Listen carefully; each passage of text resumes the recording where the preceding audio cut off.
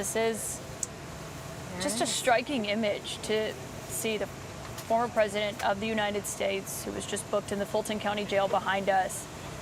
Questions remained even within his team as of this morning whether or not this photo would ever actually exist. But there you see it, with the watermark, just like every other co-defendant that has come before him. I mean, the former chief of staff, the former mayor of New York City, Rudy Giuliani, and now to see the mugshot of the former president of the United States. Yeah, when I look at that, I can't help but wonder if he practiced that pose. That's a very interesting look that he has there. It makes me sad. Yeah. It makes me sad to see a former president with a mugshot. As I mentioned earlier, I take no joy in seeing him booked into the Fulton County Jail.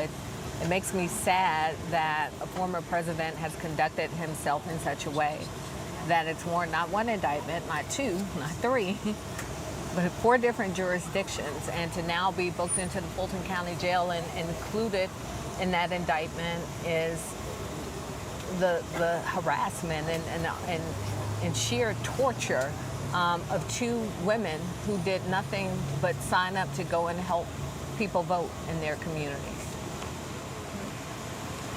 Jake, I mean, to see that image, Trump in his campaign once created a mugshot to use for fundraising material, and now there is actually a mugshot of the former president of the United States. Yeah, it is a stark and sad image. There it is on the left side of your screen. Fulton County Jail inmate number P011-35809, otherwise known as 45th President of the United States, Donald John Trump. We see on the right side of the screen his Boeing 757 about to take off from Hartsfield-Jackson International Airport in Atlanta, Georgia, on its way back to Newark, New Jersey. Dan Abash, no doubt the Trump campaign and his supporters will try to make sport and make light of the image on the left side of your screen. But the truth is, the allegations and the conduct described in the indictment, whether or not he is found guilty, whether or not you think it is a strong case, the allegations and the conduct are factually accurate and tragic. And that image is what I think of when I think of those that conduct. And that is now an image that will be cemented in history. I mean, how many images are there of Donald Trump? He is maybe the most famous person on the planet, but this particular photo with the Fulton County, I mean, you can tell me exactly what this is emblazoned on the corner there. That is going to be iconic and infamous is probably a better way to say it. And I think that you said that maybe they'll make light of it. Maybe some people will make light of it, but they are going to appropriate it. They are going to embrace it, and they are going to use it as the ultimate example of his entire campaign, which is they're out to get me. It doesn't make it right. It doesn't make it accurate. It just makes it a very, very potent political tool and weapon that he very much intends to use. Go ahead. We've already seen Trump's allies, Marjorie Taylor Greene they're making their own fake mugshots, using it as a badge of honor. But I mean, I think about the whole pattern of, facts that we're talking about here, which is a former president, top office holder in this country, trying to hold on to power, trying to do it by any means necessary, doing so in a way that led to multiple criminal charges in multiple jurisdictions. Now that same person is running for president again, and his supporters are treating his arrest as a badge of honor. That's not a good fact pattern, frankly, for the United States of America. And it is incredibly sad for this country that we have to go down this road. The unfortunate thing is that, other countries go down this road too.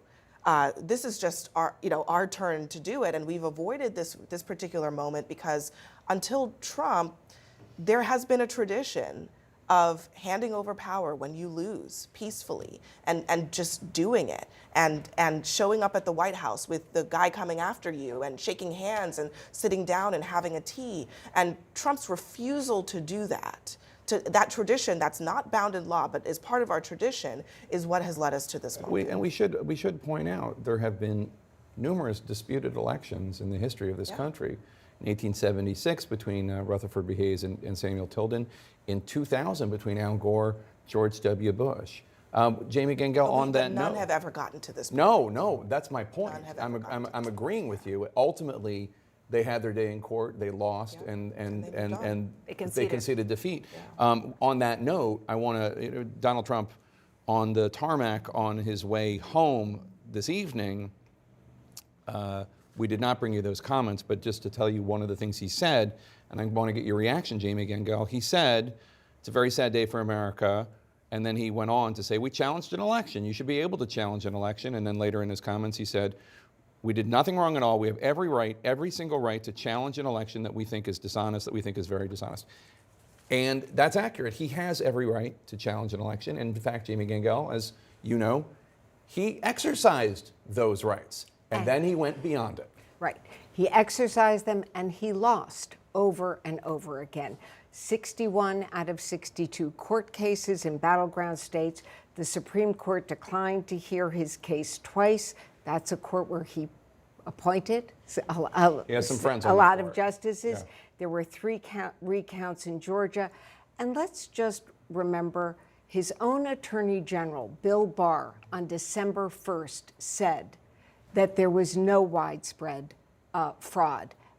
Chris Krebs, who is in charge of election security, was a Republican, was fired because he said it was the most secure election ever. White House counsel, Republican after Republican.